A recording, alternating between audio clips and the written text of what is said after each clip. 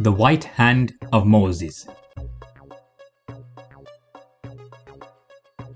Now put thy hand into thy bosom, and it will come forth white without stain, or harm. These are, among the 9 signs, thou wilt take, to Pharaoh and his people, for they are a people rebellious in transgression.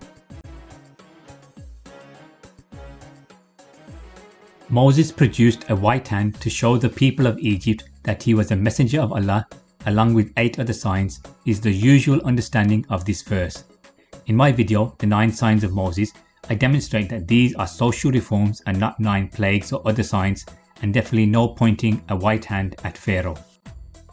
The white hand was never presented to Pharaoh or his people. It is mentioned in 2 other verses similar to the one just quoted, and all when Moses and his family were travelling and he saw a fire or light from afar, and Allah gave him guidance to use against the Egyptians. A marvelous Qur'an interpretation is Moses had a hand that was deformed and Allah healed it in a way that some lizard limbs can regrow. Where this is Abrahamically locutioned in the Qur'an is anyone's guess, as it is not there and only makes a mockery of the Qur'an, as well as showing that this is only another man interpreting the Qur'an with a flawed methodology, albeit with some good points. Both are wrong, as the literal white hand meaning is from the Bible, and as for lizard regrowth, this is not zoology, so both miss the allegorical nature of this verse and the better rendition that emerges if we do not take it literally. Let us start off with a look at the roots of some relevant words. From Project Root List, hand. Ya dal ya, to touch, aid, do good, be beneficent, show power and superiority, a hand. By his agency, means. Chest, bosom, jim ya ba, to cut out a collar of a shirt opening at the neck and bosom of a shirt, an opening in a shirt where the head goes through, or the sleeves. Pocket, derived because Arabs often carry things within the bosom of a shirt. Bosom, heart, place of entrance for a land, country, hallowed. Ba ya dad, white, becoming white, surpassing in whiteness, superiority in whiteness. A word used from this root also is an allegory for good habits and blessings, not soiled with any defects. Some sets of verses for background reflection and real Abrahamic locution. Then Abraham gently turned to their idols and said, "What?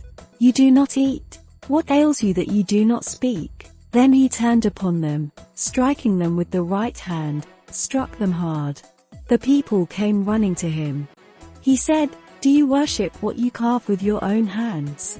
But God has created you and your handicraft. On that day you will be exposed, not a secret of you will remain hidden." Then he who is given his record in his right hand, will say, "Come around, all of you. Read this my record. I did really think that my account would eventually reach me." Then he will be in a state of bliss. Be not like those who are divided amongst themselves and fall into disputations after receiving clear signs. For them is a dreadful penalty. On the day when some faces will be white, and some faces will be black. To those whose faces will be black, will be said, "Did you reject faith after accepting it? Taste then the penalty for rejecting faith." But those whose faces will be lit with white, they will be in the light of Allah's mercy, therein to dwell forever. These are the signs of Allah. We rehearse them to thee in truth, and Allah means no injustice to any of his creatures. White here signifies pure thought and beliefs, so we can use the above to explain 27:12, where Allah gives us a metaphorical verse expressing the power and authority he gave to Moses in the form of divine revelation for him to challenge Pharaoh with, in his hand and not a physical conjuring trick. The verse in context can now be explained. Surely, you are receiving the Qur'an from the presence of one wise, aware. Moses was also given a clear book. When he and his family were in a cold and dark valley, Moses said, "I see a fire. I may bring you news from there, or bring you a burning torch so that you might warm yourselves." But when he came close to it, he was called, "Blessed are all who are in and near the light, and exalted is God, Lord of the worlds. O Moses, it is I, God, the Almighty, the Wise. Now rehearse the truth." When Moses did that, he felt that he had the vibrant force of truth in hand. Yet he was awestruck by the uphill task before him, like grabbing a huge python. God said, "O Moses, do not fear. The messengers do not fear in my presence." Please note Kana Harjan, as if it was a python. Nor anyone who has replaced evil with good should have any fear. I am forgiving, merciful. Present the truth from your heart. It will shine unblemished.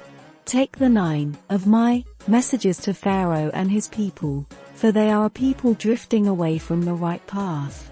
But when they received our illuminating messages, they said, "This is obvious magic, a spellbinding deception." And they rejected the messages wrongfully and out of pride, although they were convinced within themselves. Reflect on what happened in the end to the corruptors.